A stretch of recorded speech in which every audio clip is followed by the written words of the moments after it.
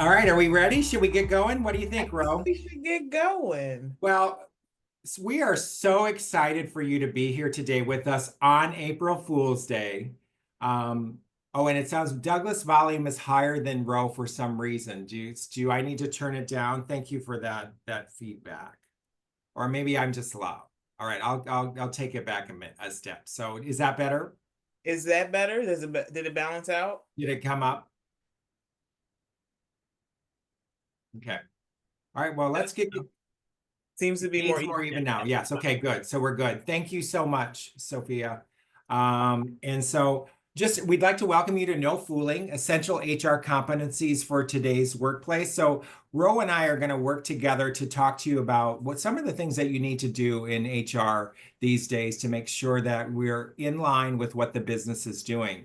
But first, I'd like to tell you a little bit about Exude Human Capital. So we were founded in 2022. Let me try that again. We were founded in 2006. So we've been around for almost 19 years. And I just want to kind of tell you a little bit about what we do. So how we describe ourselves is that we are part architect and part renovator. And what I mean by that is we build strong people first cultures from the ground up or revamp what's already there. So we can come in and help from the beginning, or we can come back and we can help you after you've been established. So through the lens of inclusion and belonging, we collaborate with your team to design workplaces where people thrive, businesses grow, and success is built to last. So we're very excited to offer you this great webinar today about some of those essential HR competencies.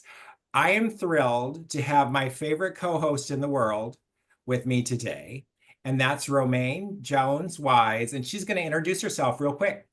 Good morning, everybody. Happy April Fool's Day. Happy Tuesday. Very excited to be with you all this morning. My name is Romaine Jones-Wise. My pronouns are she, her. I go by Ro or Lettuce. If you joined us for a previous webinar, you probably already know that joke. But I am a senior consultant with Exude Human Capital. I've been with Exude now for about 4 years, 23 years of progressive HR experience. Love to see people thrive, love to see organizations succeed. And my tagline is I have a heart for people and a mind for business. And I look forward to conversation with you this morning. Great. Thanks, Ro. I can't wait to get to work today with you. So my name is Doug May, and I also work for Exude Human Capital. I've been with them about 3 years. So my journey began a long time ago in the 1980s when I first started working in the banking industry. And then I've worked my way through several different industries. I also worked in the casino industry as well. In Las Vegas. So I tell people that I moved out there to be a showgirl, but ended up being an organizational development director. So my last position was with MGM Resorts, where I spent about 14 years, and then I've been consulting for the last 10 years, joining Exude about 3 years ago. And my pronouns are he, him. So let's get started. Let's talk about what we're going to talk about today. So first of all, if we could go to the agenda, we're going to first look at the common pitfalls in HR teams. What are some of those mistakes that we sometimes make when we're putting together our HR teams? We're also going to look at competencies that every HR professional needs. We're going to look at some foolproof strategies for success because we don't want to fool you. We want to give you something to take away with you today. And then we'll be open to any questions or comments. So, and please feel free to drop any comments in as you go along today. And we're happy to address them as we go through. So let's look at the first one. So let's look at some common pitfalls that happen in HR teams. And so Ro and I are going to go back and forth on these pitfalls and talk a little bit about them. So the first thing is that often happens with HR teams is that we have lack of strategic alignment with business goals. And so let's talk about why that's important. So first of all, if we're in line, if we align our goals in HR with the business goals, it boosts our organizational performance and productivity. It also enhances employee engagement and retention. So if we get employees and we can keep them, it helps us to be successful. It also supports business growth as well as driving a competitive advantage. So you think about some of the companies that have competitive advantages where every single team member understands what it is they need to do to be successful. And then finally, aligns talent management with company priorities. So if we're really looking at the people we want to hire, who we want to train and promote, we want to align that with our business goals. So The next one is the poor communication and conflict resolution. And I've seen this a lot throughout my career in HR, as well as working with various clients. And sometimes there is a serious lack of transparency where communication happens. And a lot of times there's a lot of miscommunication that can erode trust and engagement. And I know for some of us, we don't want to give information or communicate things until we know all of the answers.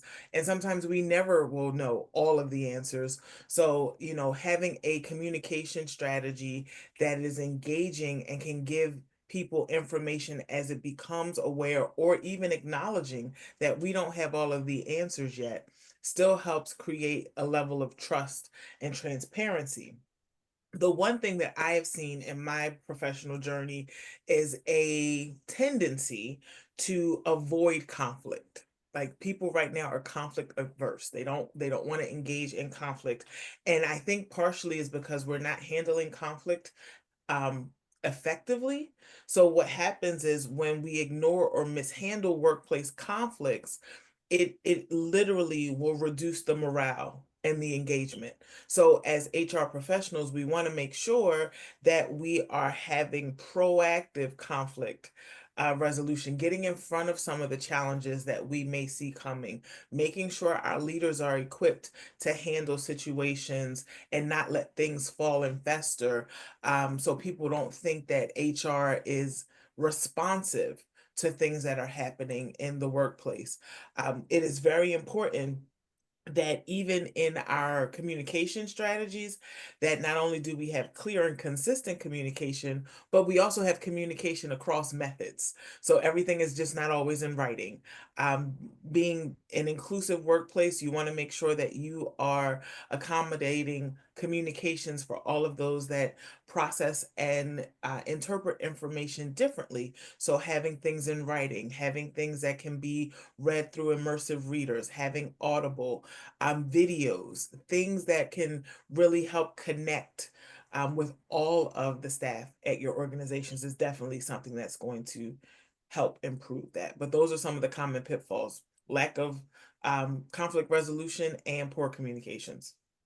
And so to tie into that, the next one is inconsistent policy performance. So what we find a lot when working with different organizations is that some managers are tougher, some managers are not so tough.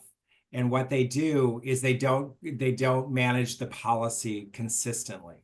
And so it seems like there's can be favoritism or bias or office politics that come into play. So it's really looking at your policies and making sure that that you're enforcing them or you're following them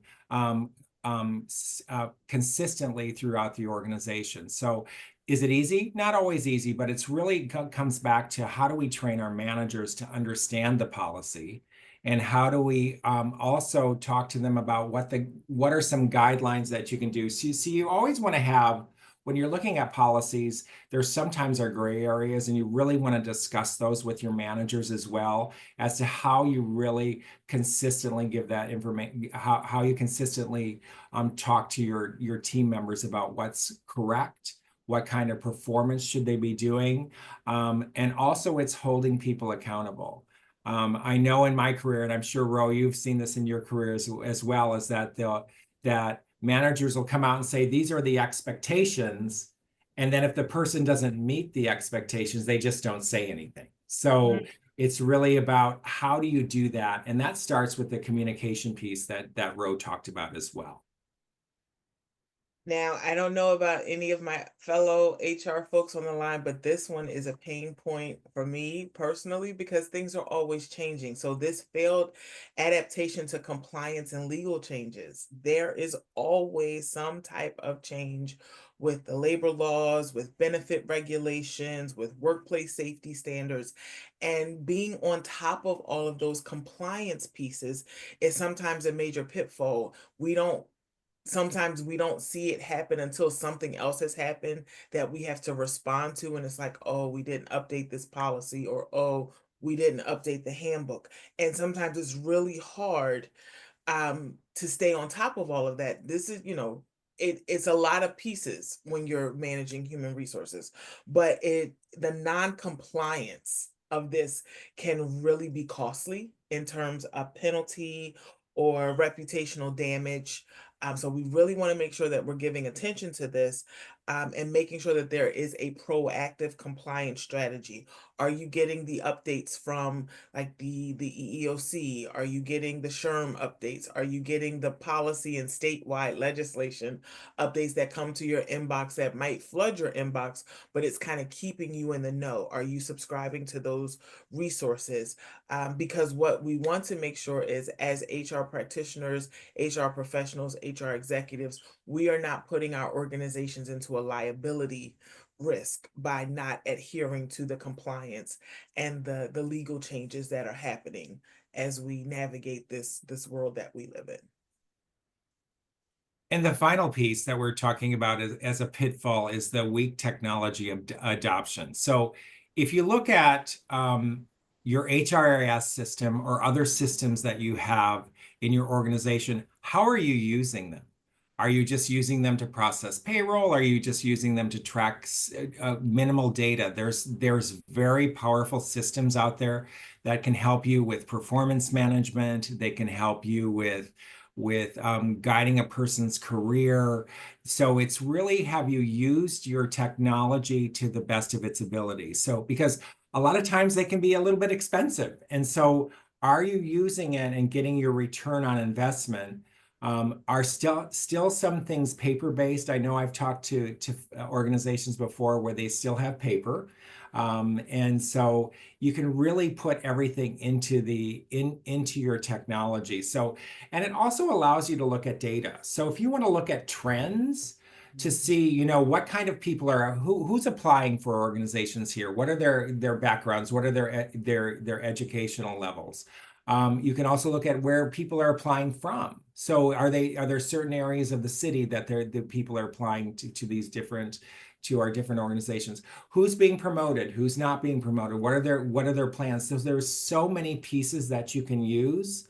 And it's really important to train people on them as well, because if it's too hard to use, people are not going to use it. It can get very frustrating for them. So it's really, how do I pick the pieces that I need in my technology, and then how do I use them to the best possible use for our organization?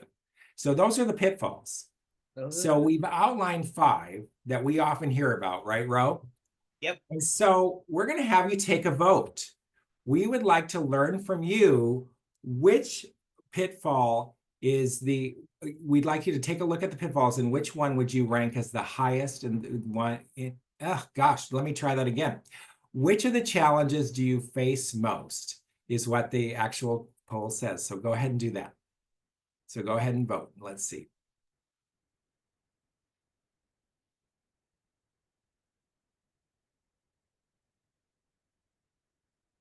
Probably trying to figure out which of the 5 do I want to. Yeah, I think it's so.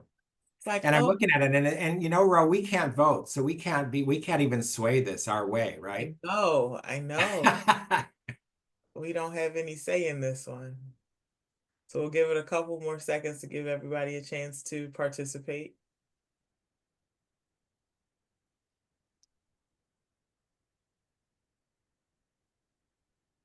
Oh.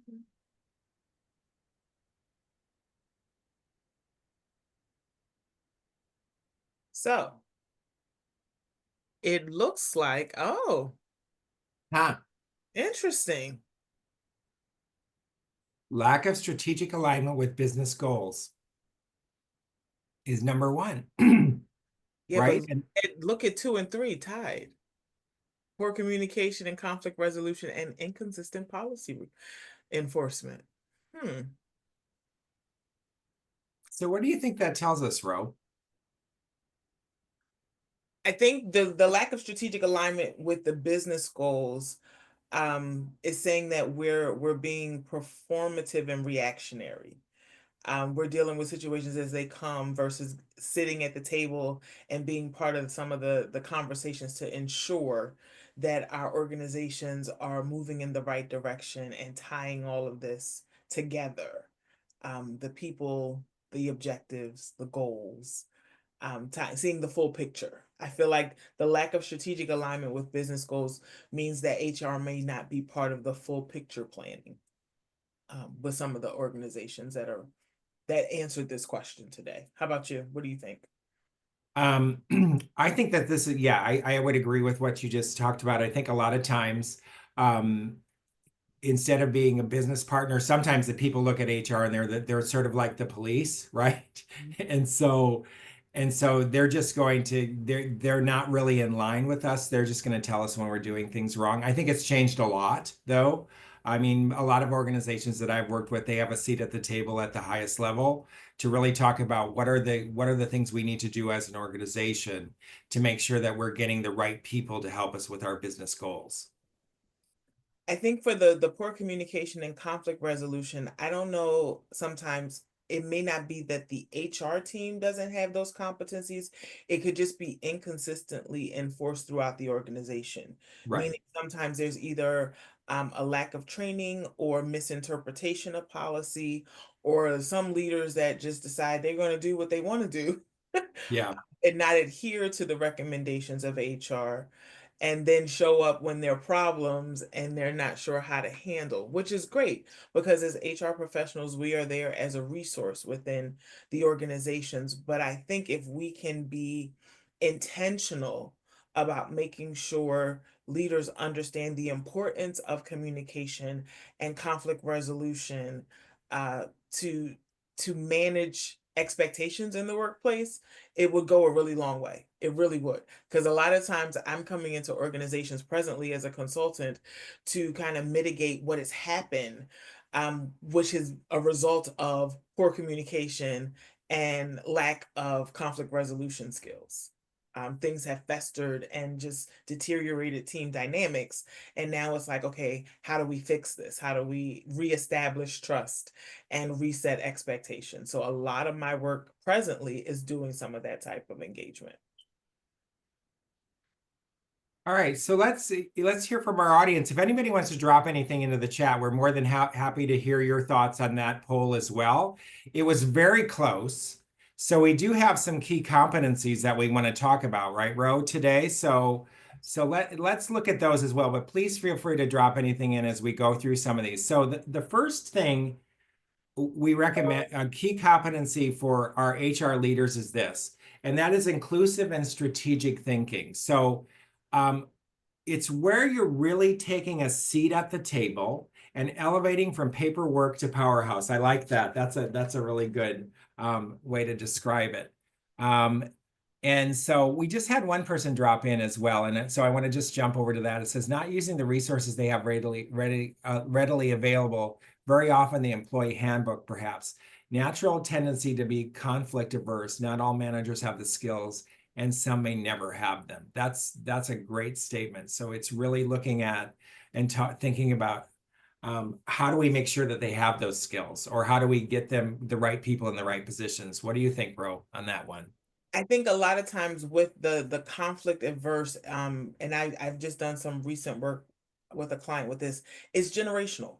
You know, conflict is handled differently by different generations, and until we can have those open conversations and understanding the different viewpoints of both authority, respect, and communication styles, from a generational standpoint and how they differ and how to adapt to them, we're going to constantly have some leaders who may be perceived as conflict adverse, because they don't know how to engage in an effective and healthy way. Conflict is not a bad thing.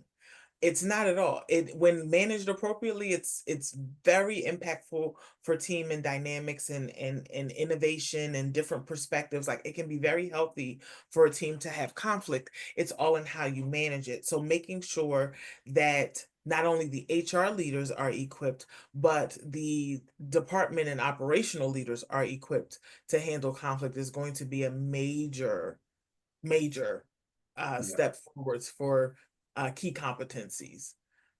Thank you, Lucinda, for that. Yeah, thank you, Lucinda. All right, let's go back to the key competencies. So I want to talk a little bit about inclusive and strategic thinking. So, and just to kind of look at both, typically with inclusive thinking, we're really looking at welcoming diverse input. And so we really want to make sure that people have input into what's happening in the workplace. It helps us to reduce bias. And so it also creates psychological safety. So you hear that term a lot. So, but when we're really inclusive, it's making people feel safe to come forward and talk about ideas and generate new versions of doing things. And the final thing is it empowers all voices. So that's inclusive. But when you combine inclusive with strategic, if you really look at what strategic thinking is, it's setting long-term visions, it's connecting actions to the goals, and it's what we talked about at the very beginning, anticipating changes and using data and trends. Remember, we talked about data in the last one, so it's really using that data, because what can happen when you combine those two things, it's really about coming up with great innovative strategies on how we do work in the workplace. It helps us with our decision-making process to look at how are we making decisions? Is it based on our goals? Is it based on bias? Is it based on what we've done before? And then how we can adapt and be agile as plans change. And it gives us innovative solutions that are grounded in the culture of our organization. So if you really think about it, it's how do we bring inclusion and strategy together? So, and then that leads us to the second one, right? Which is data driven, which I think I've talked about data a lot today now. Data, So, data. You can never have too much data. You can never have too much data. And when we leverage kind of our technology and reports and metrics, it really helps us to kind of see full picture. So when we use data to uncover trends, you can anticipate workforce needs, you can drive improvements, but it's not just about those traditional reports. It's not just your turnover reports. It's not just your engagement scores. It's really making sure that you have both quantitative and qualitative insight to get the fuller picture. Are you doing pulse surveys? Are you checking in with your teams? Are you doing focus groups from time to time? Have you done stay interviews? And I'm asking all these questions so that you can start to think about the other resources, because sometimes we lean into data just looking at like demographic information and tenure, but there are other ways to capture data to make data-driven decisions. And that's the thing that we want to lean into, is because it builds credibility with leadership. We're not making reactionary decisions or going with a gut feeling. We're going with what the data says. The data, the numbers, I've heard people say all the time, numbers don't lie. If you're looking at data, it's really about making sure that the decisions are rooted in what the metrics say. Where is there opportunity for us to do things differently? What do we forecast the needs of the organization to be in the next 2 to 3 years? So data-driven decision-making aligns really nicely with inclusive and strategic thinking. So all of these things tie together, but the thing is, data turns HR into a strategic powerhouse. We're going from paperwork to powerhouse, just as Doug says, and it's helping leaders make smarter, faster, and more impactful decisions. That's what you get when you use data compared to going with impulse and gut reaction. So data-driven decision making, definitely a key competency for today's HR leaders. which leads us to what we always like to talk about, right, Ro? It's communication. Okay. So, we've added influence today, and let's talk a little bit about it, what influence means. So, if you think about the person that your employee deals with most in the workplace, it's their supervisor or their manager. So they have a great influence over how that information is perceived. So the first thing that we always need to do as an organization is make sure that we've armed our managers with clear communication about what we want them to be telling to their employees, because they have that influence. But we also want them to listen. And I think in most of my leadership classes, I talk about listening. And it's a skill that you can learn. And a lot of us have not really spent a lot of time listening. So it's really learning what the challenges are for your team members, as well as what are the ways that I can adapt what you're telling me to do? So what kind of tools do I need? Um, and it also needs to be authentic. I think a lot of times what'll happen with managers is that they think, well, if I show vulnerability or or I say I don't understand something, that they're going to use it against me, I think sometimes. But when people are vulnerable and when they're authentic, that's when you make connection, because it's really important about how do we connect with the employees that work with us, and then we can communicate with them effectively. And always to be clear, and I think I'll say it again, it should always be clear, and it should be clear because it's better to communicate. So it's really, sometimes I think we just say, well, they know. Well, no, they may, It may. but they may not. So it's really looking at how can we be clear about that message and help them to understand. So the fourth one is compliance and risk management. And I feel like I'm getting all the compliance today. I I feel You are, yeah. I got all the fun I ones, I think it think. happened So yeah. by chance that way today. But when we think about compliance and risk management, it's staying ahead of all the legal challenges. And it's a lot to manage. We have to look at federal laws, we have to look at state laws, we have to look at local laws, and presently there's a lot of transition happening. So what the recommendation is making sure that we as HR leaders, business leaders, organizational leaders, because I know we have a variety on the call today, that we monitor and adapt the legal and regulatory changes. As things happen, we need to adjust. And I know in the climate that we're presently in, there's a lot of change going on. And there haven't been, directives finalized or new regulations or laws that have been implemented yet. So my recommendation right now is stay the course that we're currently on until we get new directives.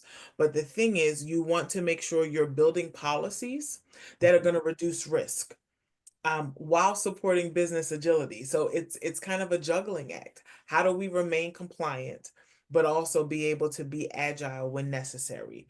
Educating the leaders and managers around compliance missteps and what the repercussions can be is very, very important.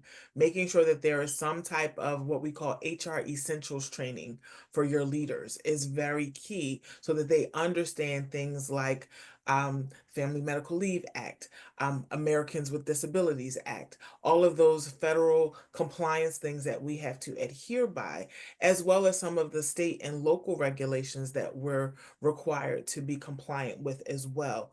The thing that we want to leave with you today from a compliance and risk management is that when you are proactively dealing with compliance, it's not just about being legal, it's about leadership. You're anticipating the risk that keep the organization resilient and protected. So you really want to make sure this is an area where we focus. And sometimes the compliance and risk management is reactionary. I encourage us to make it priority to be proactive in how we can maintain compliance and mitigate risks across the organizations. And I'm talking laws, benefits, OSHA, safety standards, all of those components fall to HR leaders. And we really want to make sure we're giving attention to compliance and risk management, especially in the wake of some of the external factors that are happening around us presently.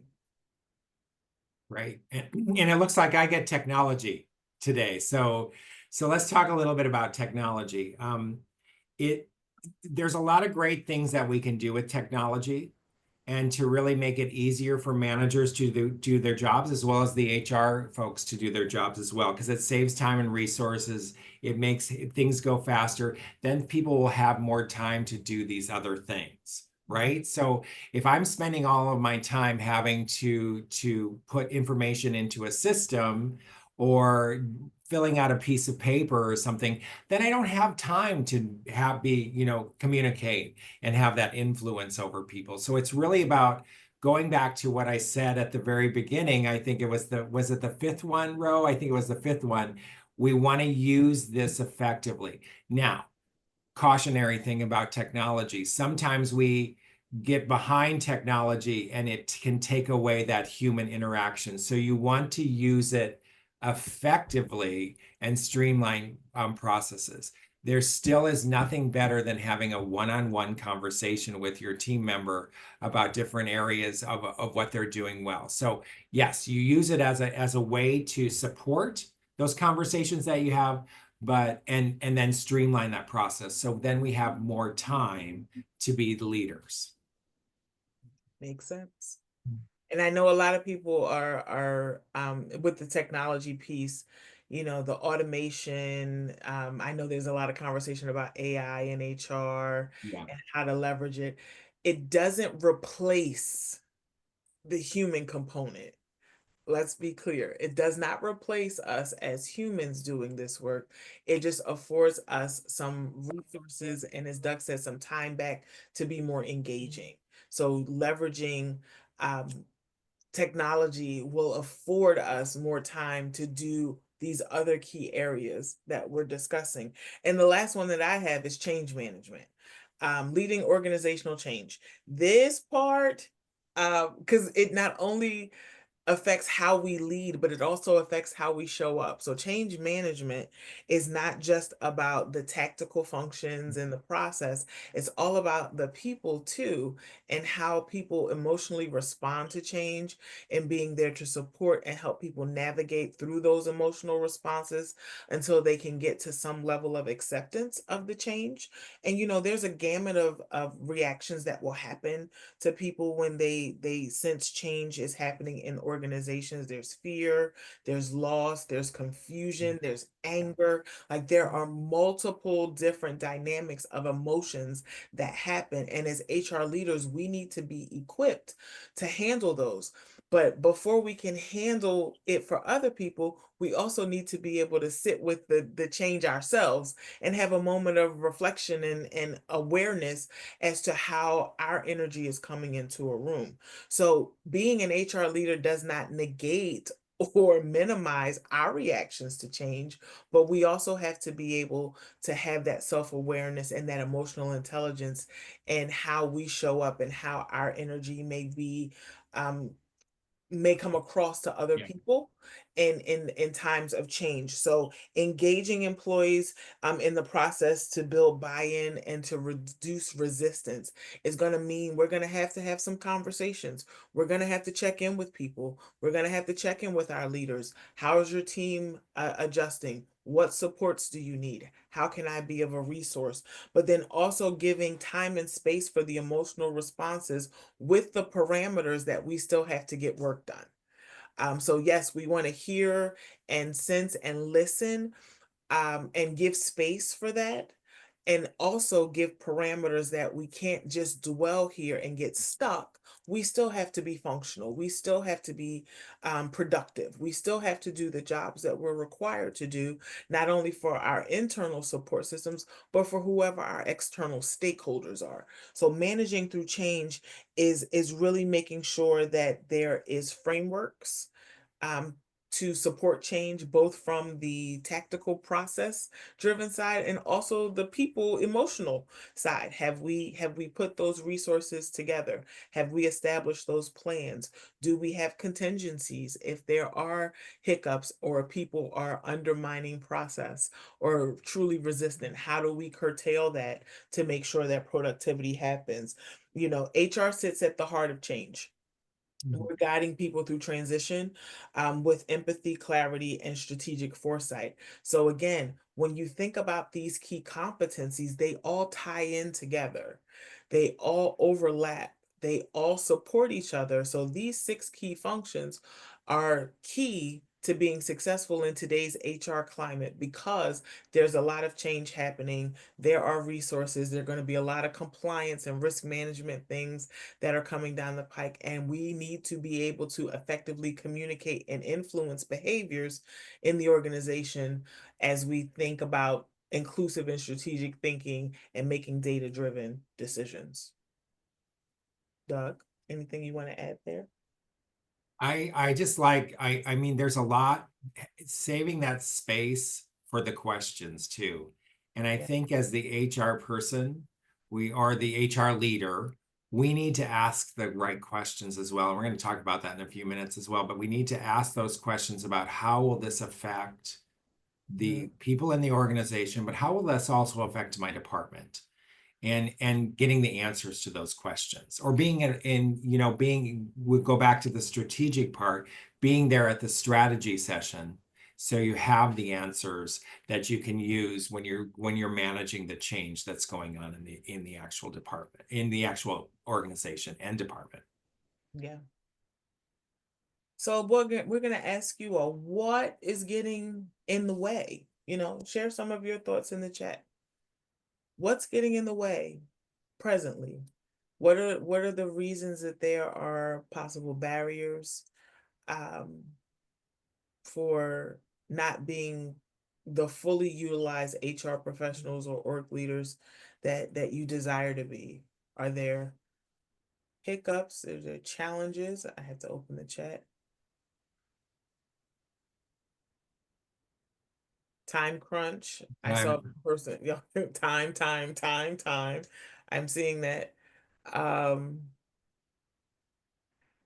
and Nathaniel, your comment is well received and respected, but we don't want to make this a political yeah, conversation today. We want to kind of keep it at the org level, understanding that there is external impact, yeah, there are right now that are occurring as well.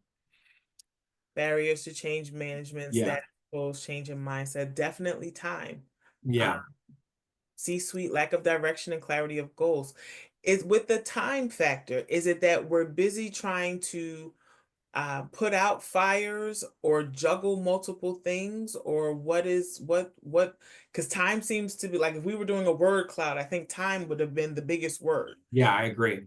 What is it with the time that is it process? Is it lack of structure? Um, every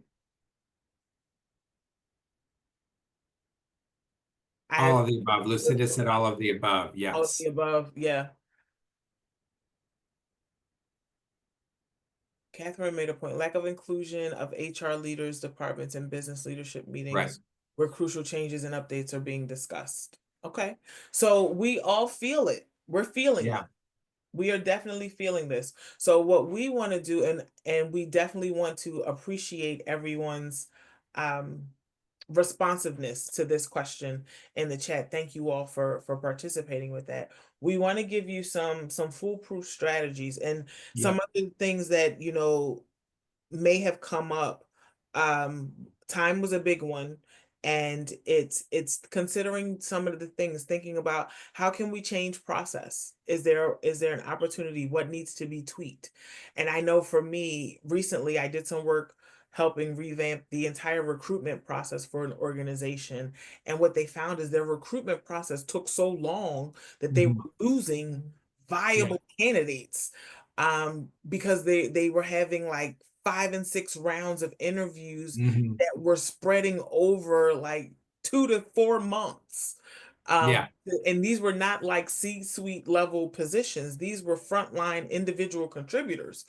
And we had to revamp and figure out, did we have the right people in the conversations? Also with HR possibly being understaffed. We're trying to do a lot with limited capacity, and then we're required to do so much that sometimes that can get in the way. And then the external factors that were mentioned with the changes in the political climate, some Mhm. of the new federal laws that are possibly changing, all of those dynamics go into play. But thinking about how we can kind of foolproof this, for the nice play on words on April Fool's Day. No, So I like that. let's talk let's He talk has a good point as well. Too much is to do in so little time. I'm a one-person HR department, so Oh wow, where it's everything. yeah. Onboarding, credentialing, legal benefits, employee relations, etc. That is a lot for one person. That is a lot for one person. I've been in HR department of one, and Mhm. it can be overwhelming and consuming all at the same time, because you feel like you can only do the thing right in front of you. So to be able to have time and space to think strategically is almost a foreign concept, because you're doing all of the tactical things that need to happen to make sure the organization stays afloat. Can definitely resonate with that. Um, so let's talk strategy. What can we do? So let's talk about the first one we have here is to structure your HR team appropriately. And so it's know the right questions to ask. And so when we're talking about the right questions, it could be questions based on strategy or the strategic questions that we talked about at the very beginning. What is our overall business strategy and how can HR support it is a great question to ask. How many employees do I need? And we've seen that a little bit right now where there's some people who are HR departments of one. Do I need more employees? And is that possible? How many do I need to be effective in HR? What technology is available? What can I use? What kind of outside support can I use if I need outside support as well? And then what are the competencies that the people who I want to hire need to have, as well as what's my budget and what can I do to either enhance that budget or use what I have. I think it's also critical to look at what is the growth of the company. A lot of companies that I talk to, they'll say, well, we're currently at this number, but we plan to be at this number in 6 months. And Mhm. so it's really looking at what do I need in an HR department to support that. To support maybe we're going to hire 20 more employees. Maybe we're going to double our size. So it's really looking at what are those questions that we need to ask for to get what we need to structure the team properly. The other thing is with managing the HR team and structuring it appropriately, and I found this in my professional career, and Doug, I don't know if you've had the same experience. HR is always last to hire HR folks. Mhm. We hire for everybody else. We will onboard and recruit for everybody else and make sure departments are set. But when it's time for HR to hire folks or other professionals, it always seems to get pushed to the back burner. And it I don't understand why. Like, we are very willing to take care of everybody else, but when it's time for us to take care of the HR Yeah, department, it's true. like, let me get back to that. Let me do this first.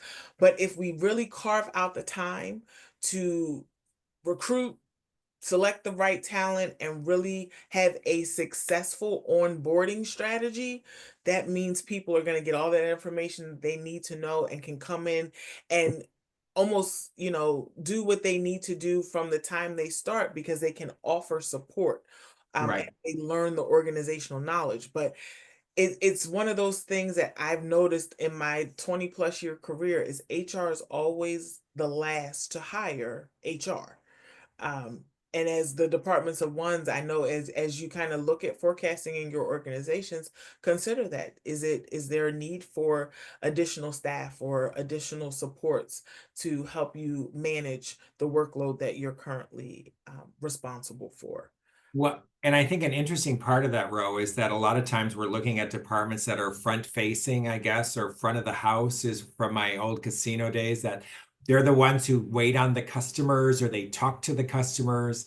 And so that's why we're always like, well, we need to have that person to check that person in or to clean the room, but we also need those people behind the scenes to support the folks that are Yeah. that are out there. So We used to call it the heart of the house from my casino days, the administrative functions that very right, that right. forward facing, but if they didn't function well, everything would fall apart. So Right, HR right. is one of those capacities. You got to make sure your HR team is solid, to keep everybody else in proper productivity is what I like to call it. Mhm. The training and development component, making sure that there are initiatives, upskilling for long-term growth. Are we equipping our people with the knowledge that they need to be successful within the organization? Are we understanding the skill gaps that are present? How are we assessing those? You know, foolproof strategies is making sure there is some type of professional development curriculums established for new leaders, be that newly promoted or newly hired, to understand those. And I like to call them the soft skills that you need to be an effective leader, to maintain some of the things that have happened.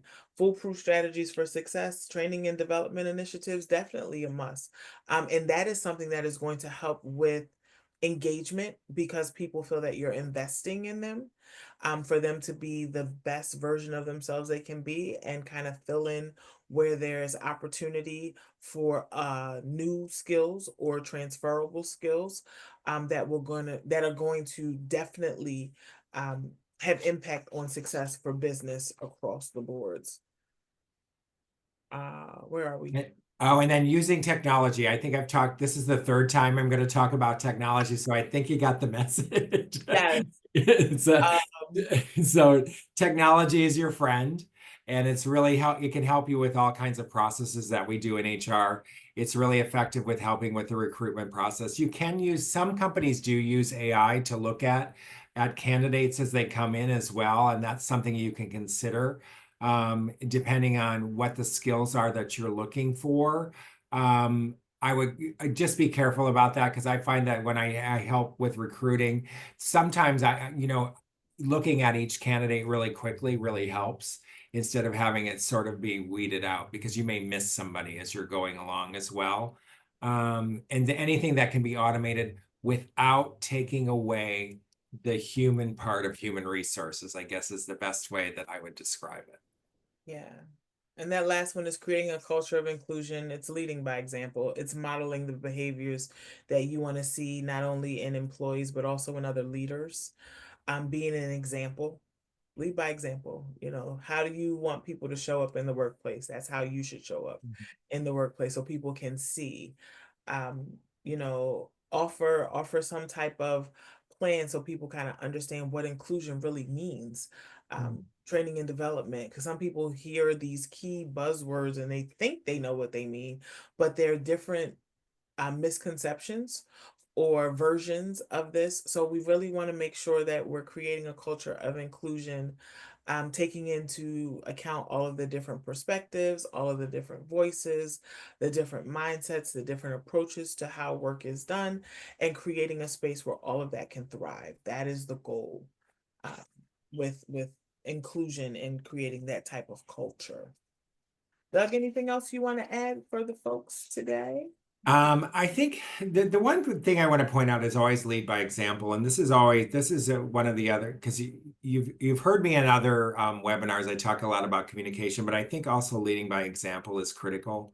I've done a lot of a lot of guest service training in my career, and one of the things that I would often hear when I would have line employees in a guest service training program, they would say, "My manager doesn't do that for me." So, and so really looking at what are the skills that you want your team members to do? Those are the things that you need to demonstrate as a leader.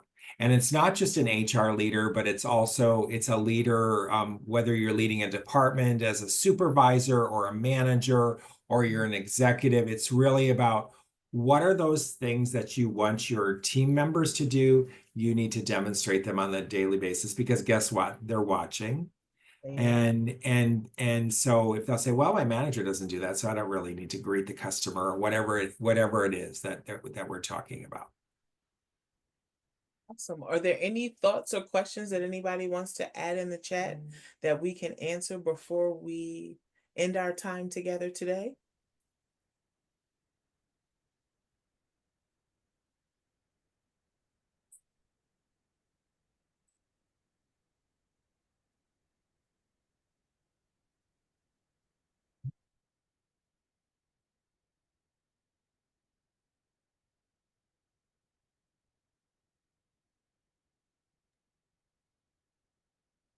So we have some in the leading by example. What professional HR resources do you subscribe to? What are some recommended compliance subscriptions? I recommend SHRM. Yeah, me too. For I was gonna compliance say and the same legal, thing. the Society of Human Resource Management, definitely a great resource, great membership to have. They send all types of updates from compliance to best practice and all of that. Um, the other is there's a subscription that does the company that does the posters, the regulation. I cannot remember the name of it right now, I but can't either. it's a couple of letters. Is it BLR, BRL? I cannot remember. Forgive me. But the compliance poster subscriptions are helpful because they come out both in print and electronic. Understanding that we have virtual workspaces, so that is a great resources. Um, and if there are any specific individual questions that you want to ask Doug or I, our contact information is here on the screen. Right. We encourage you to connect with us. Our website is listed here. Our LinkedIn is listed here. We are happy to discuss. It is BLR. Thank you, Lee. Yeah, yeah. I was just gonna tell you, Lee just gave us her answer. Thank you very much, Lee. And we welcome insight, questions, feedback, and however we can be supportive of you all on this journey. But I think that pretty much wraps it up for Yeah. today. How about you, Doug? Yeah, I think it's been great to thank you for all of your interaction with us. We hope this has been helpful and this helps you to really kind of navigate the new world that we're really living in. And I think it changes all the time. And so we could do this presentation again in a few months, and it might be a little bit different, right, It might Rose? be a little different. Yeah, we have to figure out which holiday we're going to do it for next. I know. Yes, the recording will be sent out. We had saw that question in the chat. So yes, the recording will be sent. Thank you all so much for your engagement and It's been participation great. today. It's been wonderful. Take care. Yeah, take care. Bye-bye.